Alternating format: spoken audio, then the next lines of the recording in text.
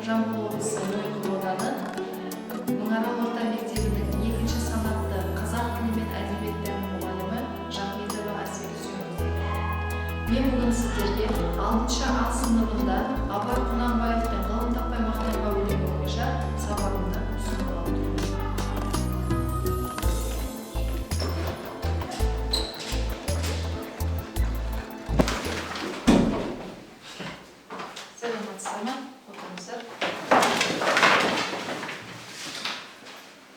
Бүгін сыныпта кім жоқ? Оқушы, кезекші мәліметін білдік. Бүгін кезекші мен 9-шы қарашта сыныпта барлығы да түгел. Жақсы, тамаша. Ал енді балалар, біз сіздермен қазақ әдебиетінен жаңа үлкен бөлімді бастадық. Ол қандай бөлім? Біз қазақ әдебиеті сабағының Абай Құнанбаев туралы тақырыпты бастадық. Абайды оқы және таныққа бөлімі. Жақсы балалар, енді мен сіздермен қазір алдыңғы білімдерді тексеру барысында найзағай жарқылы деген әдіс бойынша ширату жаттығуын жүргіземін. Мен әр топқа найзағай жарқылы тастаймын. Сіздер өздеріңіз қалаған бір найзағай жарқылын алыңыздар. Бір таңдап алыңыздар. Енді тыңдаңыздар, мұқият тыңдаңыздар. Осы берілген найзағай жарқылының артында бір сұрақ бар. Бұл сұрақ сіздердің алдыңғы білімдеріңізді тексеру барысында арналған. Енді мынандай сұрақ, қосымша сұрақ, бұл Зере деген кісі қандай кісі болған? Айта аламыз ба? Бесен, сұрағын толтыра аласың ба? Зер. Зере Абайдың әжесі. Ол кісі әңгімешіл болған. Бала кезінде Абайға неше түрлі ертегілер мен әр түрлі әңгімелер айтып берген. Жақсы, тамаша. Ал енді сұрақ кімде қалды тағы да? Ал қарақат. Маған түскен сұрақ Абайға мінездеме бер. Ол кісі өңі қара торы, екі көзі тостағандай, әрі өткір болған. Ол кісі елге аңқаулығымен, тентектігі де өзінің мінезінде аралас болған. Ол кісі көбінесе елдерге өзінің көрген, естігендерін ойына сақтап алып, зеректігімен, алғырлығымен елдерге көзіне түскен елдерін. Жақсы, тамаша. Болып ба? Бардың сұраққа жауап беріп ба? Енді екінші қадам тапсырмасы, осы найзағай жарқылы қараңыздар. Әрқайсысының сыртында білім, ғылым, еңбек деген сөздер бар. Сол бойынша сіздер топқа бөлінесіздер. Еңбектер алған оқушылар мұнда отырады, ғылымдар мұнда отырады, білімдер мұнда отырады.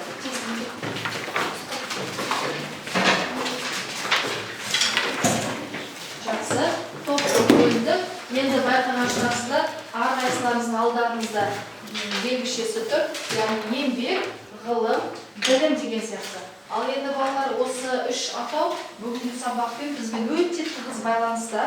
Сондықтан ойымызға түсіріп кетейікші. Бастауыш сыныптарда өтіп жатырсыздар, 5-ші сыныпта өтіп жатырсыздар. Ғылым, білім, еңбек туралы мақал мәтелдер білеміз ба? Ойымызды кішкене жинақтап кетейікші. Ал Мирас. Еңбексіз өмір, сөнген көмір.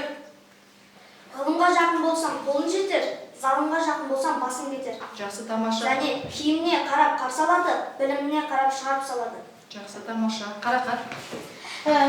Ғылым гауһар бағасы жоқ, надандық кесел дауасы жоқ. Білімге Жақсы, Тоғжан айта ғой. Еңбекке азығымен жер мүсінді, еңбегімен ер мүсінді. Жақсы, тамаша. Сұлтан.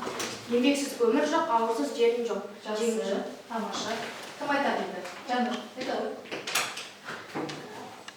Бейнет басы, зейнет, саны бейнет. Тағы да, кім айтады еді? Жан. Кітап ғылым, тілсіз мұғалім. Жақсы, Руслан айта ғой. Еңбексіз өмір, сөнген көмір.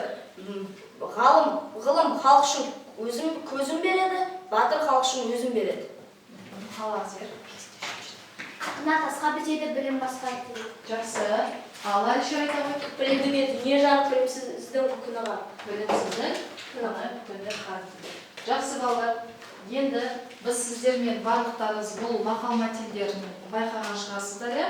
90 аузын тобықтай түйін дейді. Бұл әр мақал мәтелдердің астында бір үлкен түйін жатқанын біз білеміз. Ал енді барлығымыз назар аударайық. Біз балалар сіздермен жаңа тақырыптарға жалғастырамыз. Яғни Абай Құнанбаевтың ғылым таппай мақтанба өлеңімен танысамыз.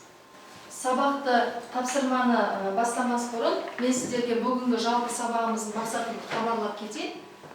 Сабағымыздың мақсаты, балалар, қараңыздар, әдеби шығармада көтерілген әлеуметтік қоғамдық мәселені идеясы арқылы түсіндіру.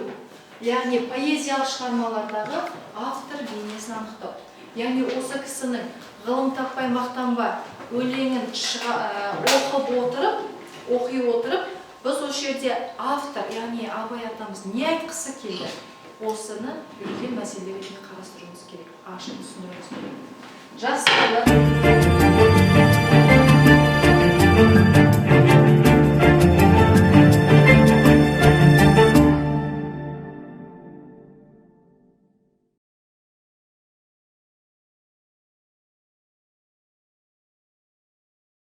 Абай Құнанбаев ұлы ақын, ағартушы, философ. Ол қазіргі шығыс Қазақстан облысы Абай ауданында Шыңғыс тауының бауырында дүниеге келген. Абай шығармашылығы қазақ әдебиетінің, әлем әдебиетінің, адамзат қоғамының өшпес, ескірмес асыл қазынасы. Ол өз шығармаларында жастарды өнер білімге, адал еңбек етуге, халыққа пайда келтіруге үндейді. Ғылым таппай мақтан бір өмірді, ғылымның қоғам мен адам өміріндегі мәнін, дүние өзі, мал өзі дей отырып, оған жетудің жолдарын ұсынады.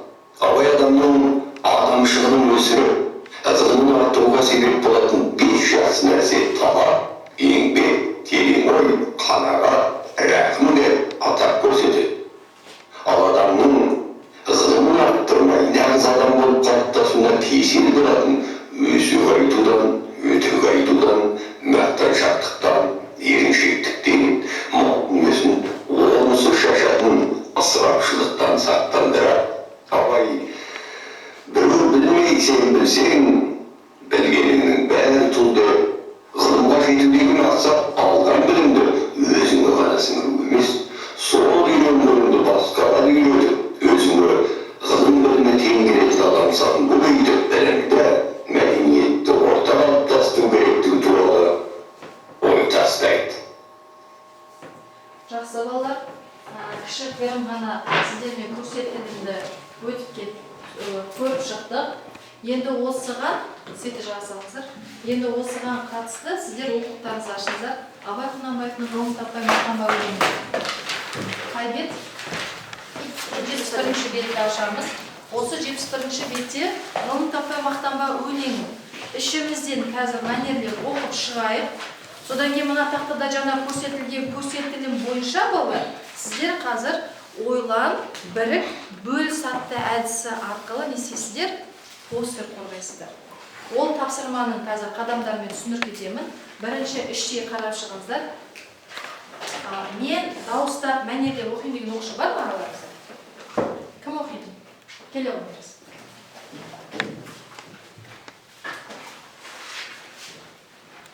Ғылым таппай мақтанба, орын таппай баптанба, құмарланып шаттанба, ойнап босқа күлуге. 5 нәрседен қашық бол, 5 нәрсеге асық бол, адам болам десеңіз. Тілеуін, өмірін алдында оған қайғы жесеңіз.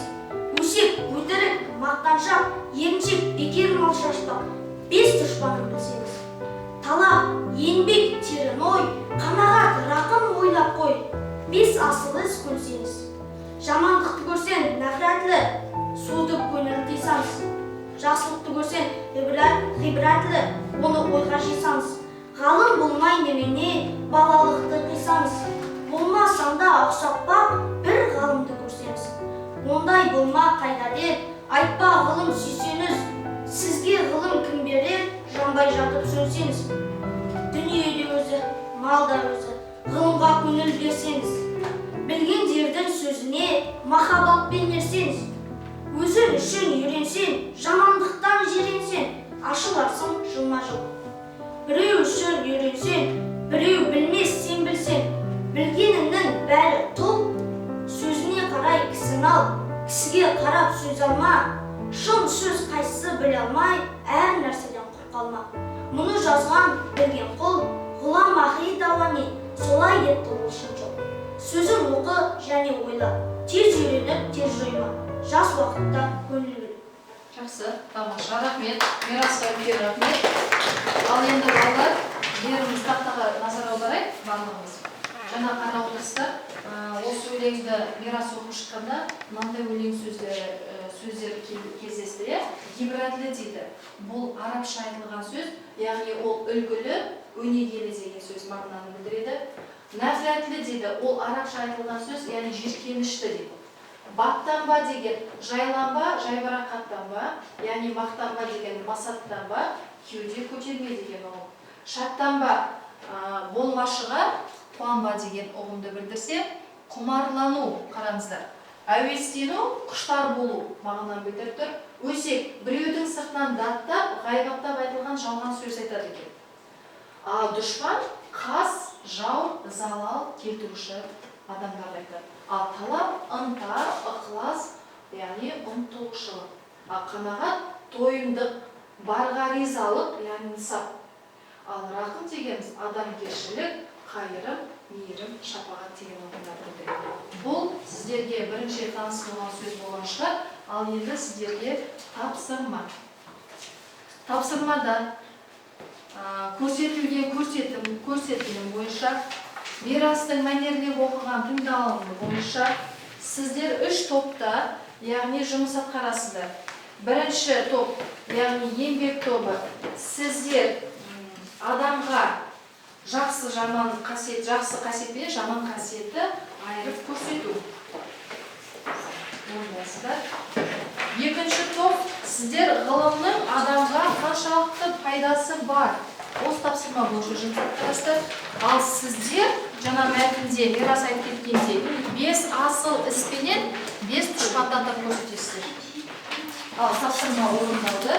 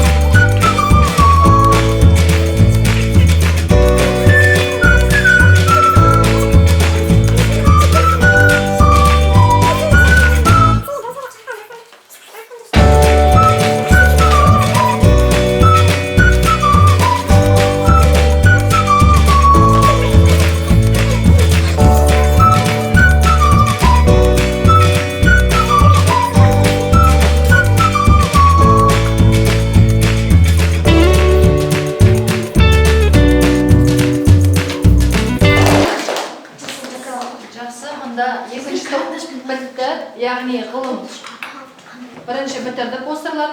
Қазір тоқтай тұрыңыздар. Екінші топ, екі топ қалыңыздар. Бірінші топта бітті. Жақсы балалар. Енді осы постерді қорғау үшін бірінші топты шақырайық. Өйткені балалар тапсырма бойынша адамның бойында қандай жақсы қасиеттер бар, яғни қандай жаман қасиеттер болуы мүмкін. Осы бойынша сөйлейік. Біз бірінші топ еңбек тобымыз. Бізде біз жақсылық пен жамандықты адамның бейнесінде келтірдік.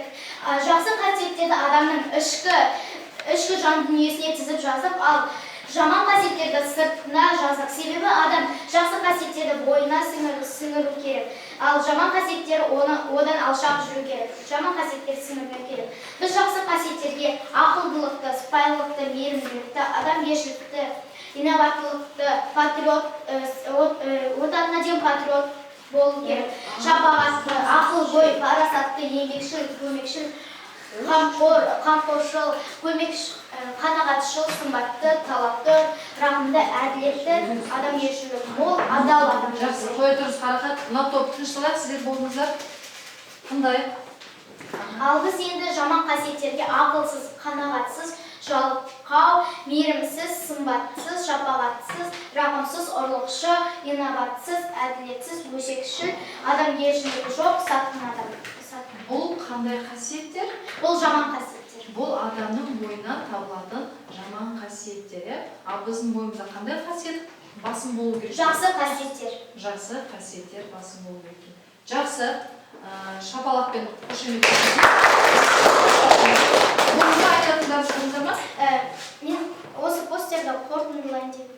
Қормайсаңыз қорытыласын. Осы біздің адам бейнесіне келтірілген постерді қорытындылай келе, адам бойындағы жақсы қасиеттерді сіңіру үшін талмай еңбектену керек. Тамаша. Келесі, екінші топта ғылым тобын ортаға шақырайық. Келе қойыңыздар.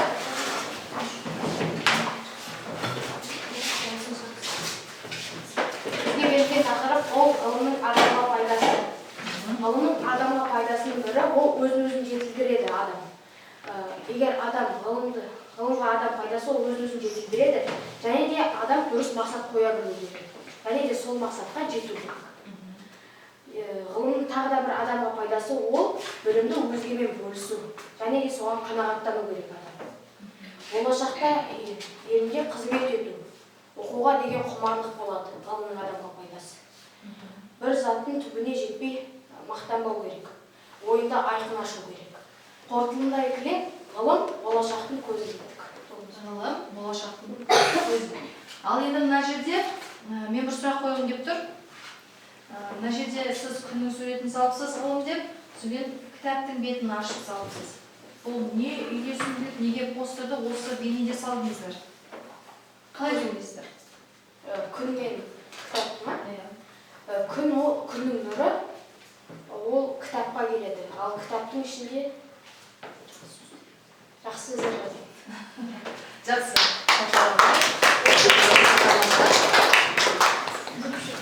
Келесі, үшінші топ.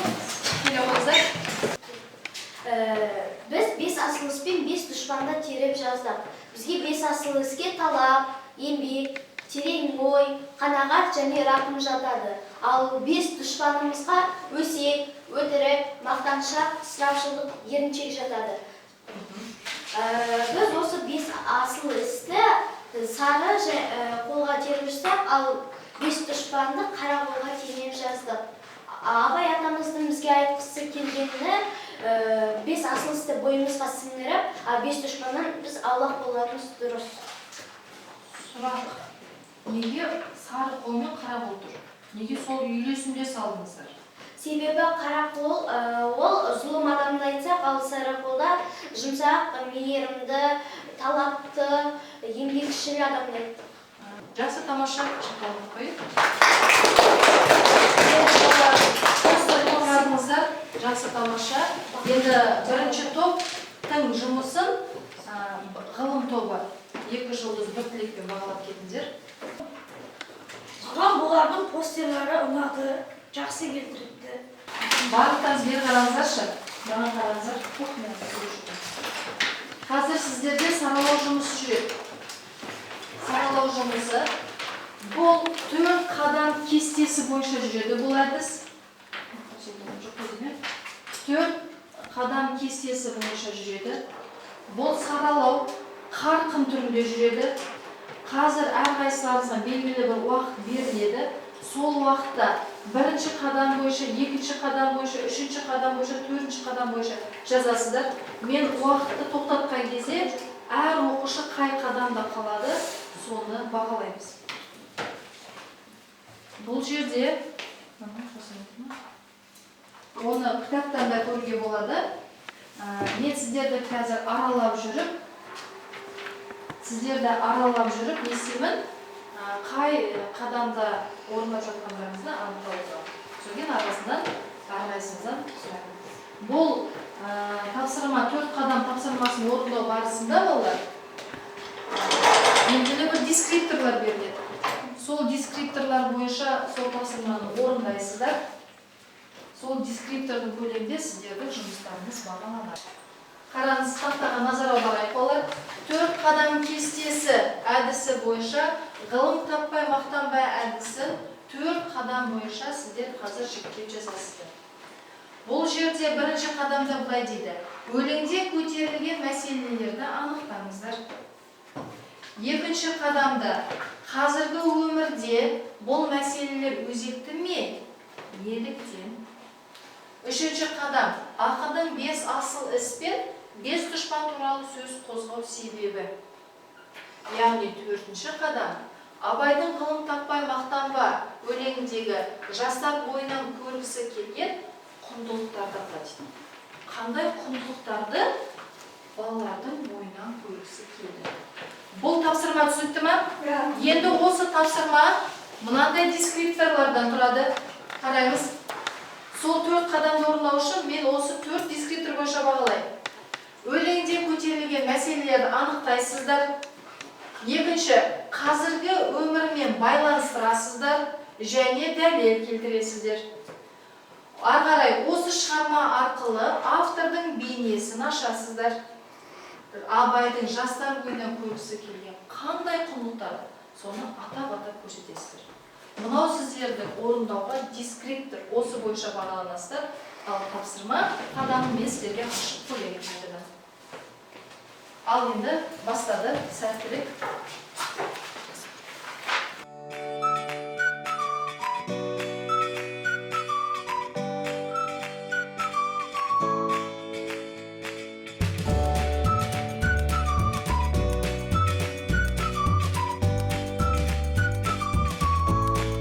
Бірінші қадам бойынша. Бірінші қадамды барлықтарыңыз бітірдіңіздер ме? Ал енді бұл жерде бірінші қадамда не дейді? Өлеңде көтерілген мәселелерді анықтаңыздар дейді. Кім айтам дейді? Так, Тоғжан. Бұл жерде көтерілген мәселе Абай атамыз еңбек пен ғылымға адамдарды шақырғысы келген болады. Ал бірінші қадам бойынша. Абай атамыз бұл өлеңінде жақсылық пен жамандық жайлы қозғады. Ол 5 асыл іс және 5 дұшпан іс жайлы айтты. Жақсы.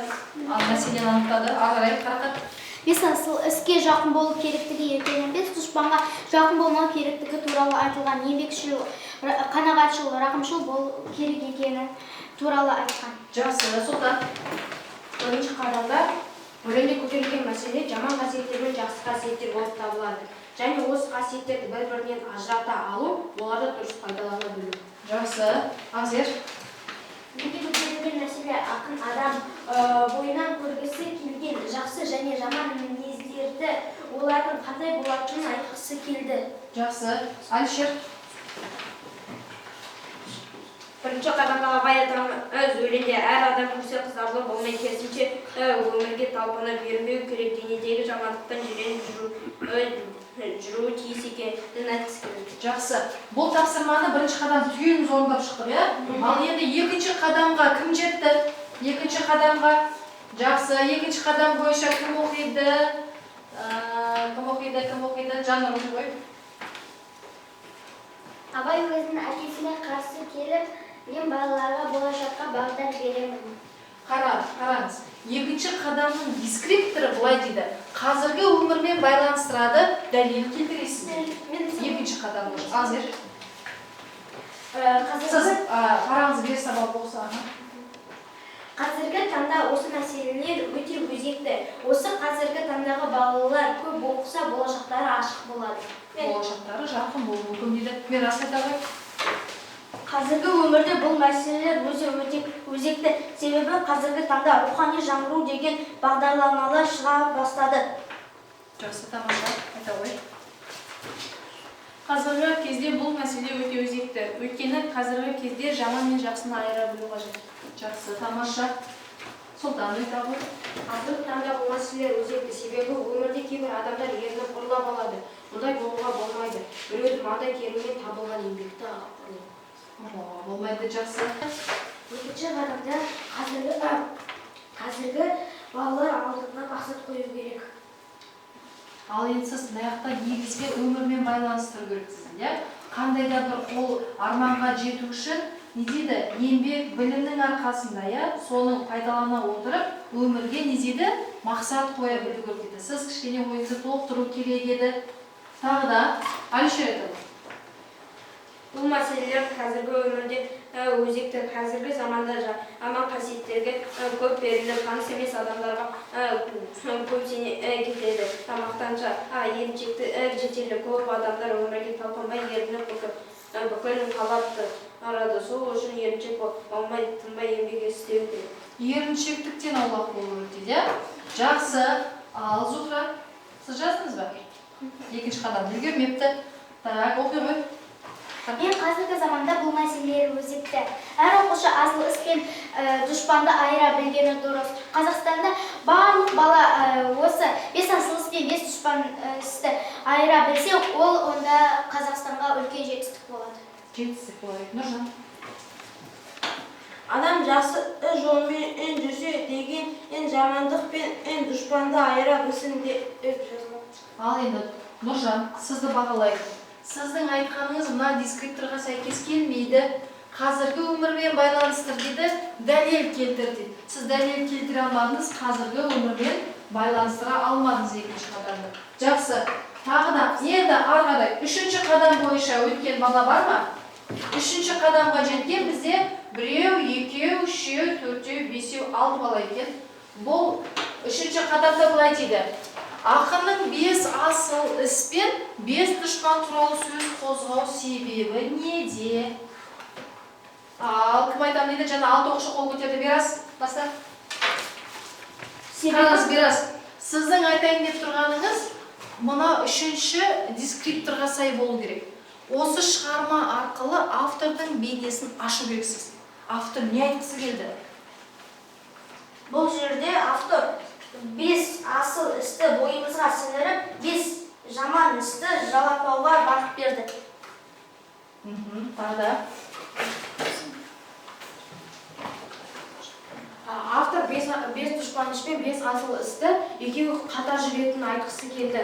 Қатар жүргеннің өзі жаңағы 5 асыл істі адам бойына сіңіріп, 5 дұшпанды қалай болсын аулақ ұстауға айтқысы келді. Тура жолда бағыттағысы келді. Жарайсың, Сұлтан.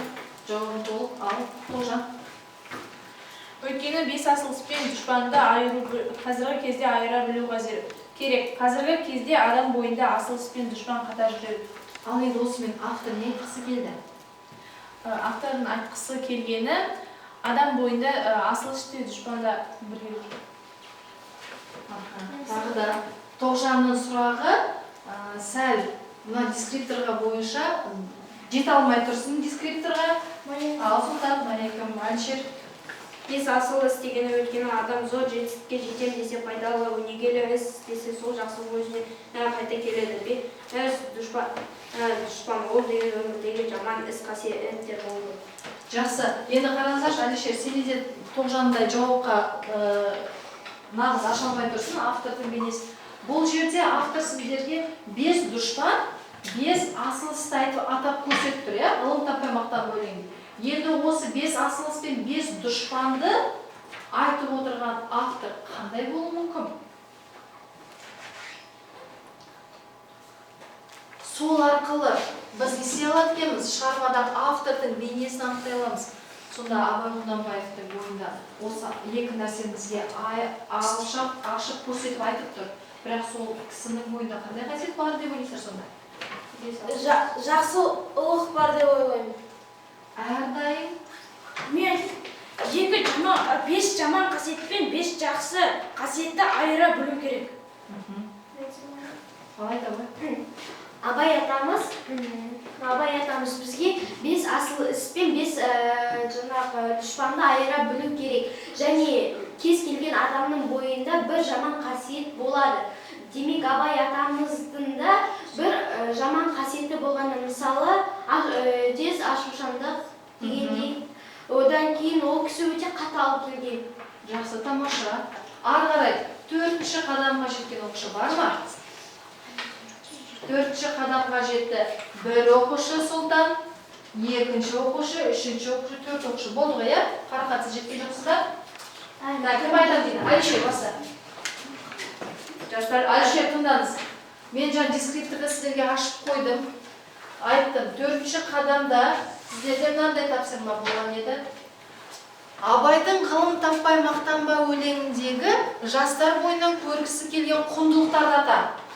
Абай атамыз жастардың бойында еңбекшілік, жоқ нәрсеге мақтанбаушылық, және біреуден көмек күтпес, өзін жоқ нәрсеге талпына беру, және керектігі қол ұшын беру көргісі келген. Жақсы, Сұлтан, сіз не деп айтасыз? Абай атамыз қазіргі таңдағы жастардан өзінің патриотизмді көргісі келді, өз еліне деген адал қызмет ету, отан алдында борышын өтеп, біздің осы елімізді, Қазақстанды биікке асқақтатып, алдыға жетелейтін қадамдар көргісі келді. Жақсы, тамаша. Абай атамыз біздің қазіргі болашақтағы балалардан өзінің еліне деген патриотты және тағы отбасындағы бір-біріне деген сүйіспеншіліктерді және өздері мамандыққа орналасып, өз еңбектерімен ақша табуды сұраған, сөйтіп көргісі келген. Жақсы. Алай табу. Біздің Абай атамыз қазіргі оқушылардың бойынан патриотты сезімді көргісі келді. Салт дәстүрге деген құндылықтарды және оларды ешқашан жерге таптатқызбауға, және де Абай атамыз өзінің өлімінен емес, қазіргі жастардың оқып білім алуынан, өзінің жазған өлеңдерін жерге тастамауына қорққан еді. Тамаша, жақсы. Жарайсың, Қарақат. Ал, Тоғжан. Абай атамыз қазіргі жастардың бойынан білімді, ақылдылық және салт дәстүрден аттамай өткенін көргісі келген. Яғни сіздердің барлықтарының көбісі, яғни салт дәстүр құндылығы, отбасылық құндылығы, осыны ерекше назарға аударып айттыңыздар. Жақсы балалар, бұл жерде осы дескриптор бойынша нақты бағаланған балалар болды.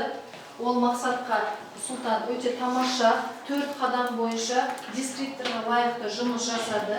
Алишер тамаша, яғни дескриптор бойынша жұмыстар атқарды, 4 қадамды да орындады. Ақзер де тамаша, жарайсың, жақсы 4 қадам бойынша жұмыс атқардыңыз. Тоғжан, сізде дескриптор бойынша ауытқу болды, сәл дескрипторға жете алмай жатқан жерлерің болды, бірақ тамаша 4 қадамды да орындады. Қарақат қорытынды сөзімен, құндылықтармен аяқтады, тамаша, жарайсыздар.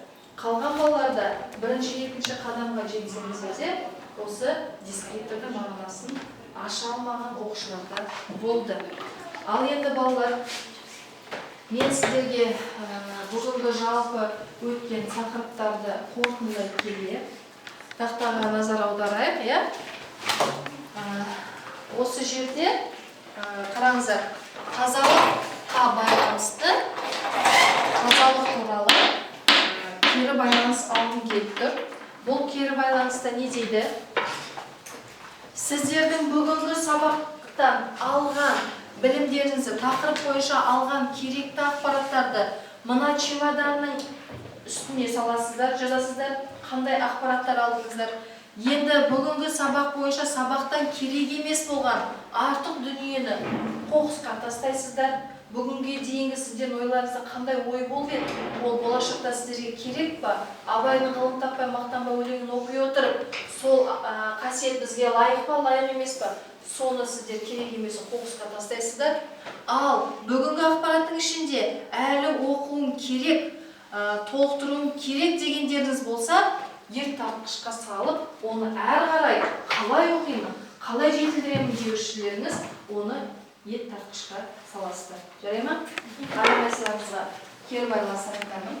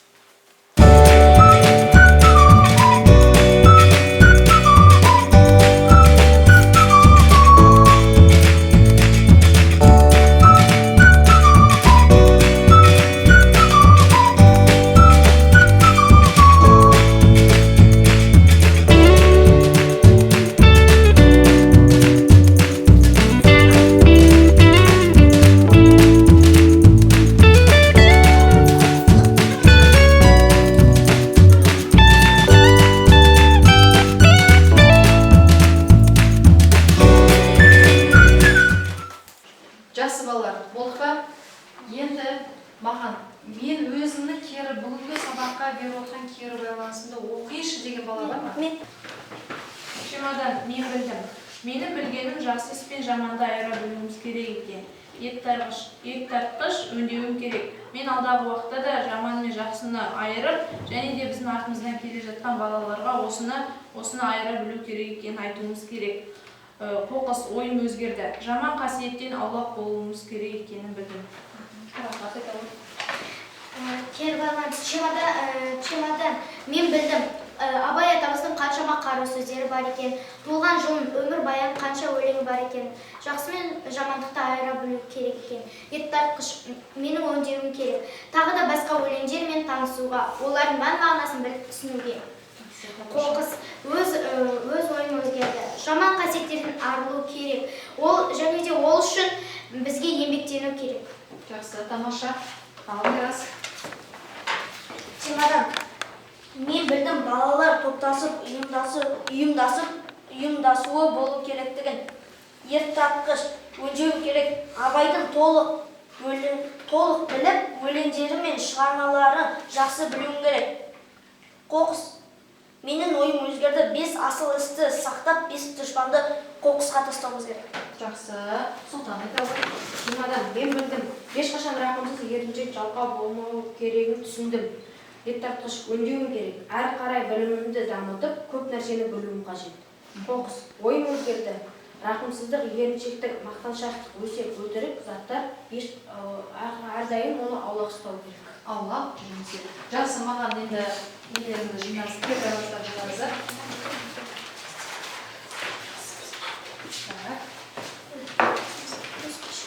Ал енді балалар, сіздерге үйге тапсырма алыңыздар. Үйге тапсырма.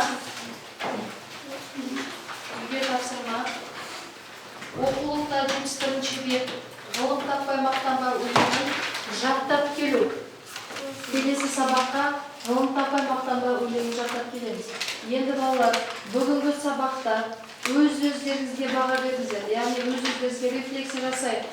Мына жерде жетістік баспалдағы тұр балалар. Алдарыңызда кішкентай стикерлер тұр, белгілер. Көрдіңіздер ме? Соған әрқайсыларыңыз аттарыңызды жазыңыздар да. Мына жақта бүгінгі сабақ бойынша жалпы мақсатымыз біздің сабақтың мақсатында не болып еді балалар? Абай Құнанбайдың шығармаларындағы өзекті мәселелерді анықтау. Яғни сол шығармадағы Абайдың бейнесін ашу. Сол бойынша жалпы сабақ бойынша ешеге түсінбедім, аздап түсіндім, жақсы түсіндім, өте жақсы түсіндім дегішілер осы сатысының қай тұсында тұрсыздар, соған белгішелеріңізді қойып, сыныптан шығуларыңызға рұқсат. Бүгінгі сабақ аяқталды. Сау болыңыздар.